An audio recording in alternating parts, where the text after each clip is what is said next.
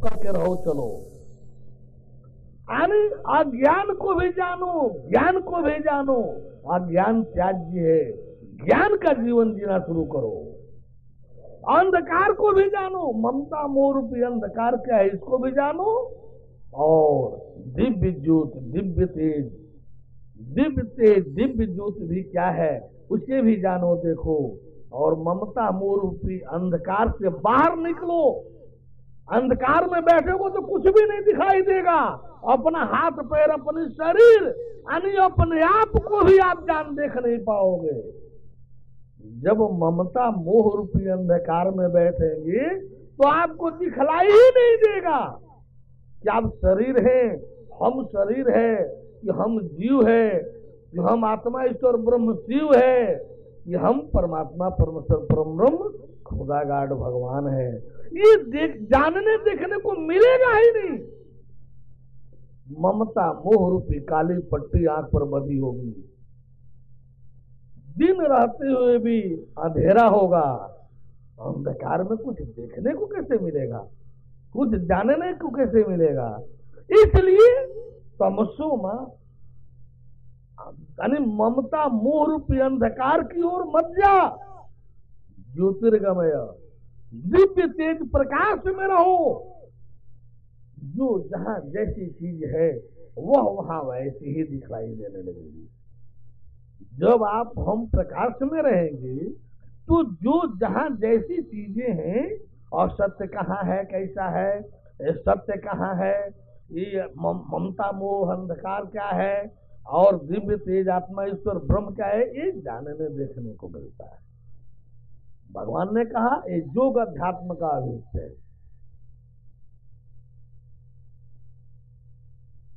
उन्हें परम ब्रह्म परमेश्वर की।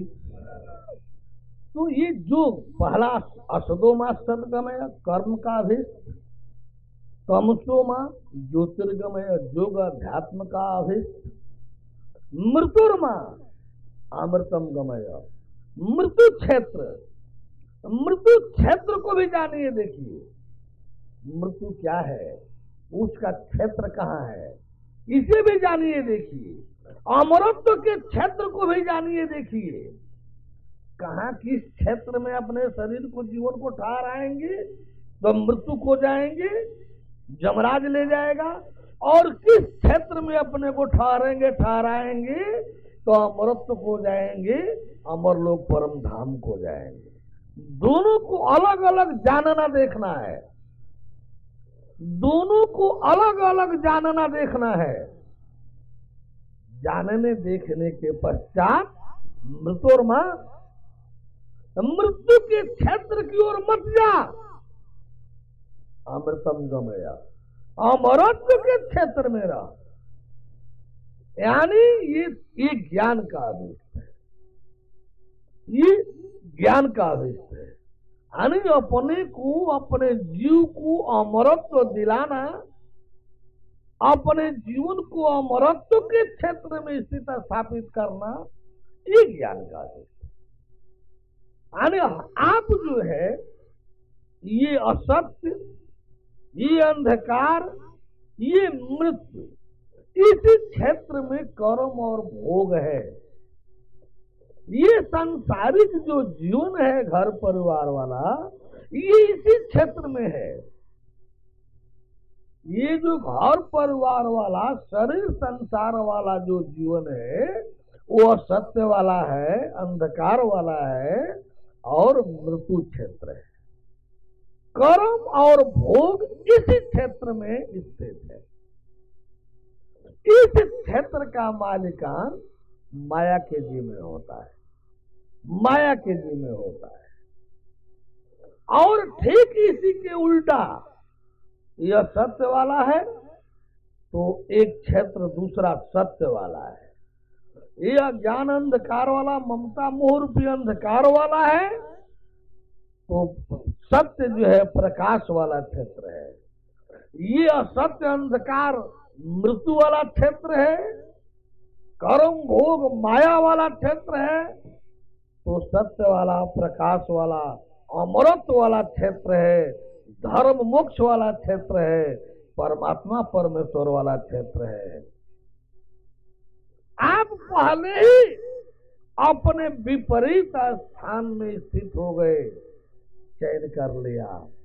इसलिए ये दुख, ये कमी, ये परेशानी, ये कष्ट, ये झूठ, छल, कपट, चोरी, बेईमानी, छल, लूटपाट, ये इस क्षेत्र का सहज लक्षण है।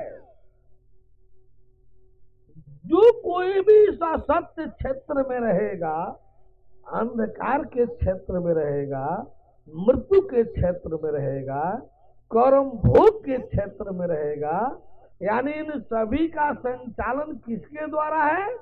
माया के द्वारा। इसकी संचालिका मलिका कौन है? माया, प्रकृति। और ठीक इसके उल्टा, यह सत्य वाला है तो इसके उल्टा दूसरा सत्य वाला, यह ज्ञान मोह अंधकार वाला है तो दूसरा ज्ञान प्रकाश वाला, सत्य वाला है।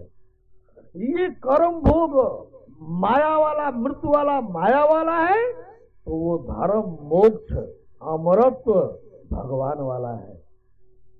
जो कोई भी इस असत्य, अज्ञान, अंधकार, कर्म भोग, मृत्यु के क्षेत्र में रहेगा, वो सदा सर्वदा ही कमी का शिकार रहेगा, सदा सर्वदा ही कमी का शिकार रहेगा, कमी से उबर नहीं पाएगा। झूठ, फरेब, छल, कपट, चोरी, बेईमानी, लूट खसोट से अपने को बचा नहीं पाएगा। यह इसका, इस क्षेत्र का सहज लक्षण स्वभाव है। जो भी इस क्षेत्र में रहेगा वो छली होगा, झूठा होगा, धूर्तबाज होगा, बेईमान होगा, व्यसनी होगा, भोगी होगा। जो सत्य क्षेत्र वाला होगा, जो ज्ञान, धर्म, प्रकाश क्षेत्र वाला होगा, जो अमरत्व क्षेत्र वाला होगा, वो भगवान वाला क्षेत्र है, परमेश्वर वाला क्षेत्र है, खुदा अल्लाह ताला वाला क्षेत्र है। जो उस क्षेत्र में होगा उसका लक्षण है श्रेष्ठतर होना, सर्वश्रेष्ठ होना। जो कोई सत्य में, ज्ञान से युक्त सत्य में स्थित होगा वो धर्म वाला होगा। धर्म वाला होगा तो अन्य प्रकाश वाला होगा, वो अमरत्व वाला होगा, भगवान वाला होगा। उस क्षेत्र का लक्षण क्या है? ईमान, ईमान, संयम, सच्चाई, भक्ति, सेवा, भरा पूरा होना, कहीं कोई कमी नहीं, किसी भी प्रकार की कोई कमी नहीं, कहीं झूठ, फरेब, छल, कपट की कोई आवश्यकता नहीं, धोखाधड़ी, धूर्तबाजी की कोई जरूरत नहीं। सब कुछ अपने आप को कुछ पाने की ललक नहीं, अपने आप को कुछ पाने की ललक नहीं। क्यों? कि सब भरा पूरा दिखाई देगा। ऊपर उठने की ललक पूरी, क्यों? कि सर्वोच्च दिखाई देंगे।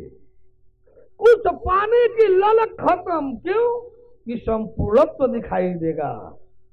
हम सर्वोच्चता से युक्त हैं, हम संपूर्णत्व से युक्त हैं। जब सर्वश्रेष्ठ दिखलाइए देंगे, जब भरा पूरा संपूर्णत्व से युक्त दिखाई देंगे, तो किस बात को लेकर के हमको ललक बनेगी? किस बात के लिए हम झूठ बोलेंगे, छल करेंगे, कपट करेंगे, धोखाधड़ी करेंगे? किस बात को लेकर के हम चोरी बेईमानी करेंगे? ये सब आज आप रोटी कपड़ा मकान के पीछे जीवन बेच रहे हैं। क्या समझा मानव जीवन को आप लोगों ने? क्या समझा? 2, 4, 10, 20 हजार रुपया पर जीवन बेच दिया। पाप को कर्म करने में लगे हैं। पहली को पाना, 30 तक खाना, 30 दिन गुलामी बजाना।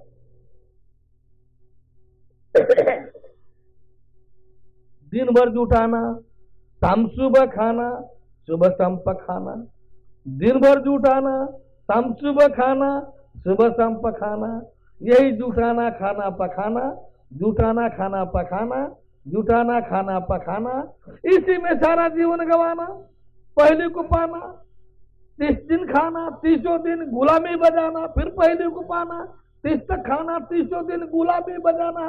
यही जन्म कर्म भोग मरण, जन्म कर्म भोग मरण, जन्म कर्म भोग मरण, यही मानव जीवन है। यही सर्वोत्तम जोनी की उपलब्धि है, यही सृष्टि के सर्वश्रेष्ठ जोनी की उपलब्धि है। बेकार है ऐसे जीवन को, कम से कम जानने का प्रयास तो करना चाहिए कि हमारा मानव जीवन क्या है।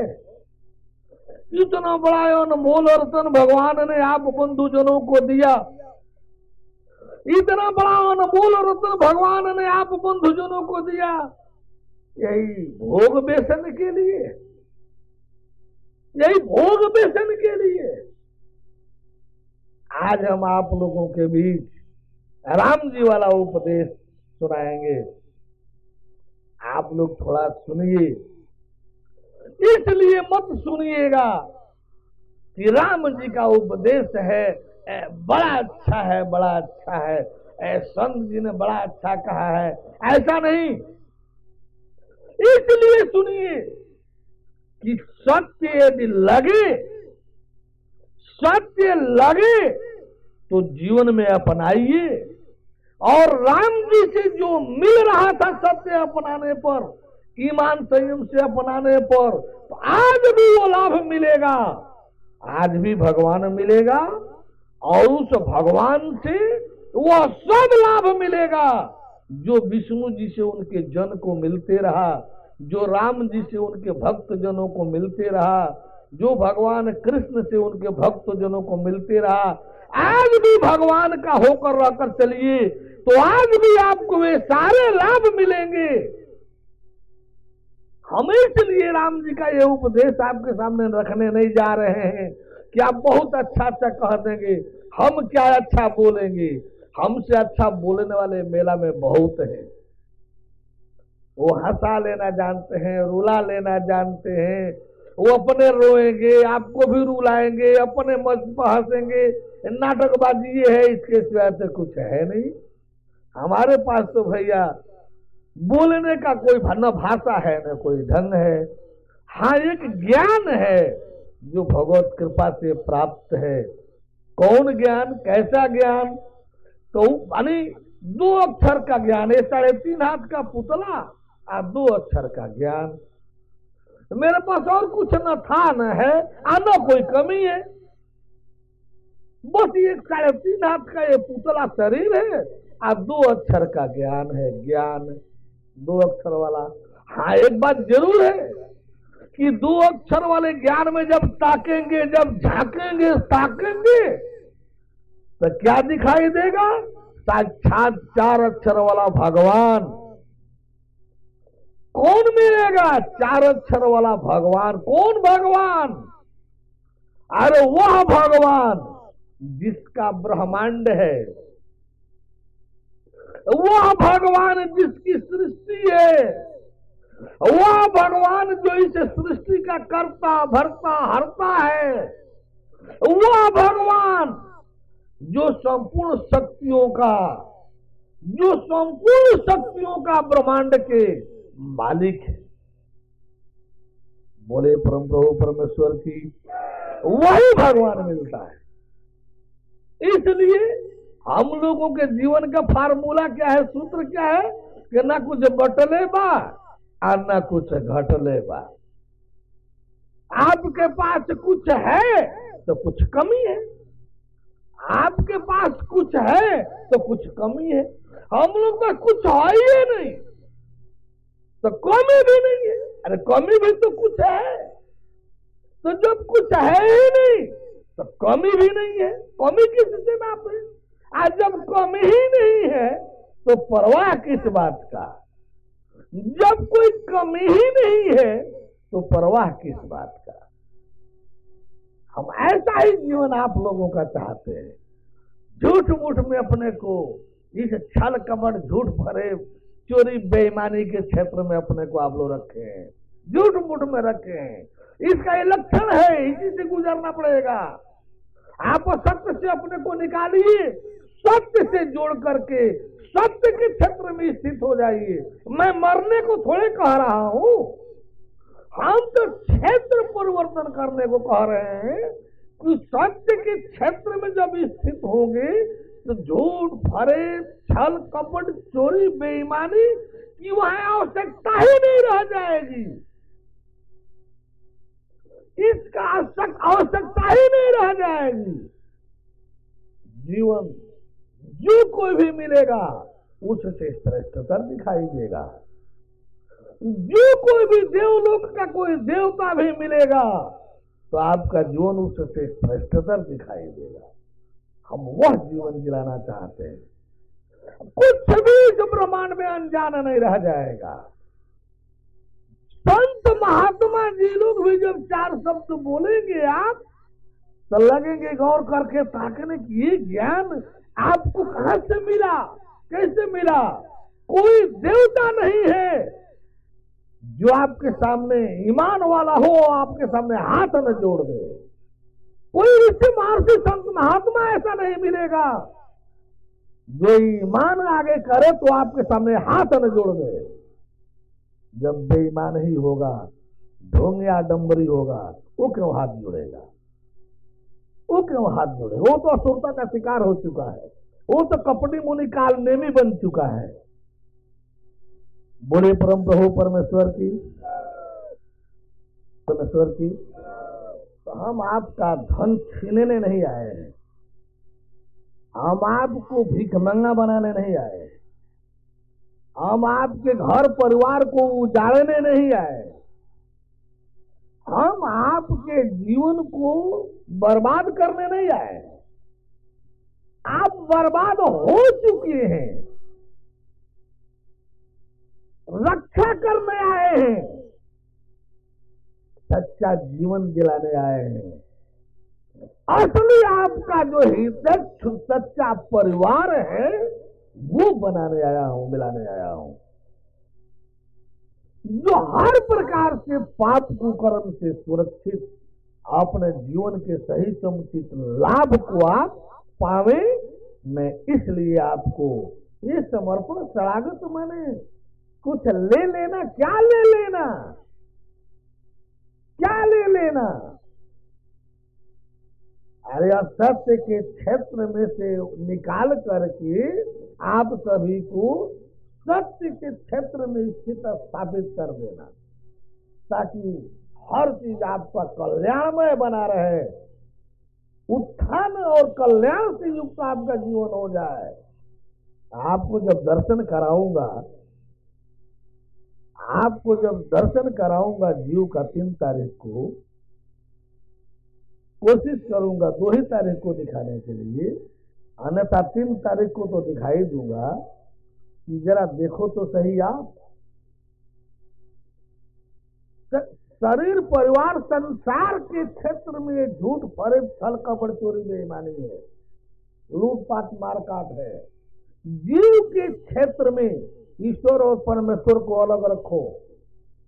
आप शरीर क्षेत्र से जीव के क्षेत्र में जरा प्रवेश करके देखो कि क्या उसमें झूठ, छल, कपट, चोरी, बेईमानी प्रवेश पा सकता है।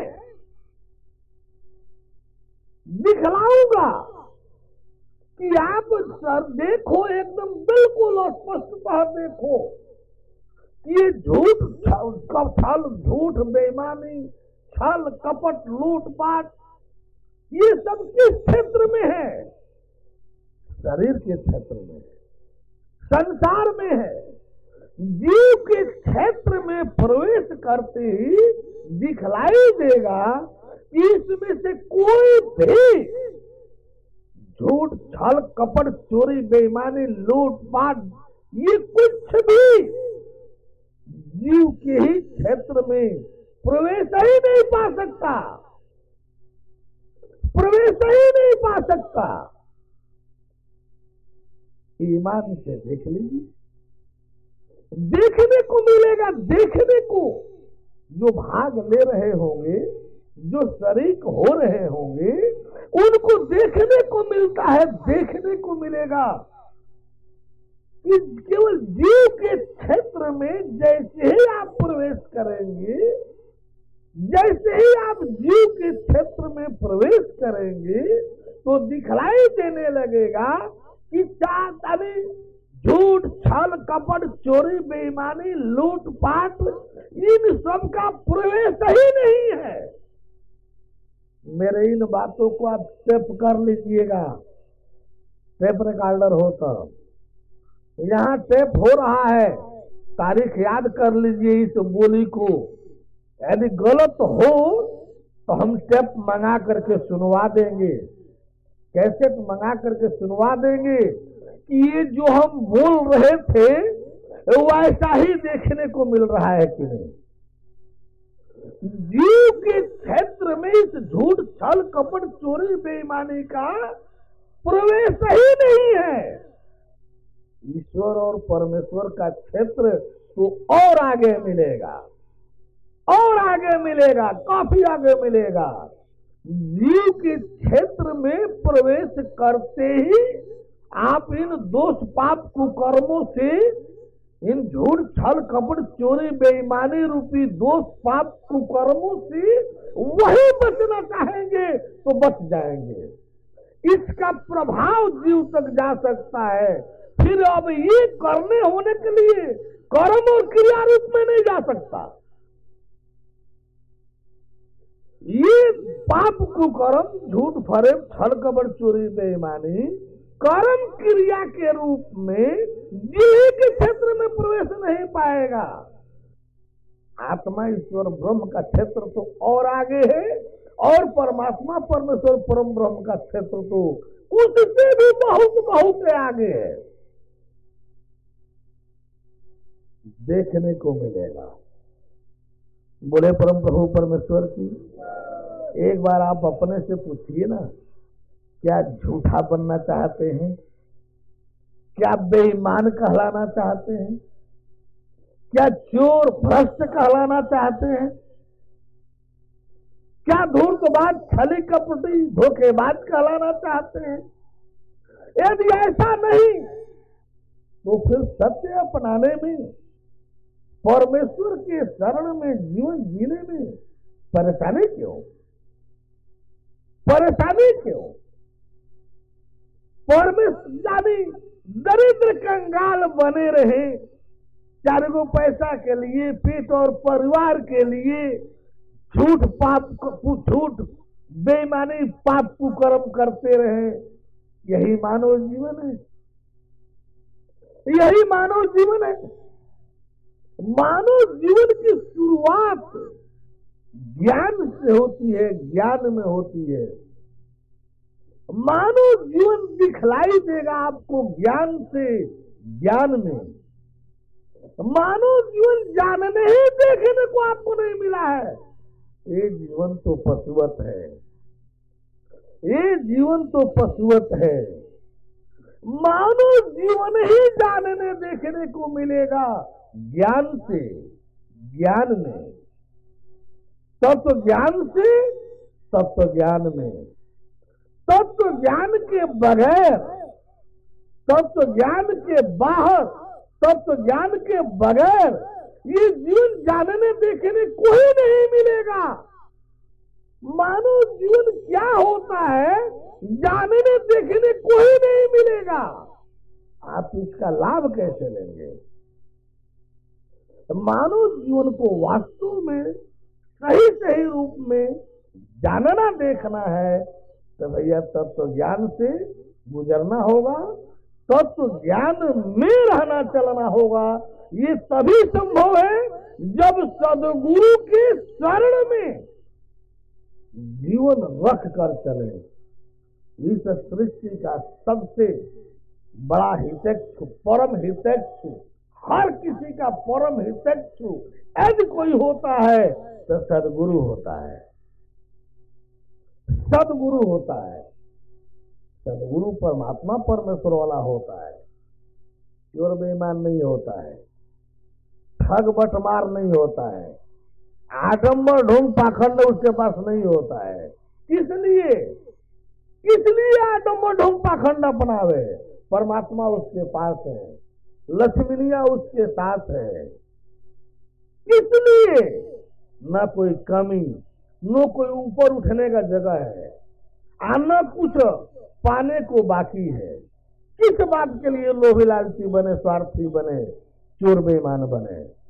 इसलिए इस संपूर्ण ब्रह्मांड में यदि किसी का अपना सबसे बड़ा कोई हितैषी है, कोई परम हितकारी है, तो एकमात्र एकमेव परमेश्वर का ज्ञान वाला तत्व ज्ञानदाता सदगुरु होता है।